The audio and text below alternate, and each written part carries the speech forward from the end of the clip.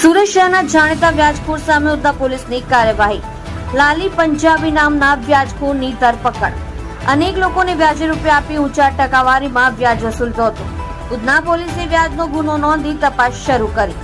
અગાઉ એક ગુનામાં આગોતરા જામીન લઈને હાજર થયો હતો, પણ ગઈકાલે વધુ એક ગુનો નોંધાતા ઉધના પોલીસે કરી ધરપકડ. ઉધના પોલીસે તેની ઓફિસ સર્ચ કરતા અનેક કોરા ચેક અને ડાયરીઓ મળી આવી હતી. સત્ય માટે હંમેશા સત્યની સાથે જોડાઈ રહો. આ સુરત ન્યૂઝ ચેનલની સાથે.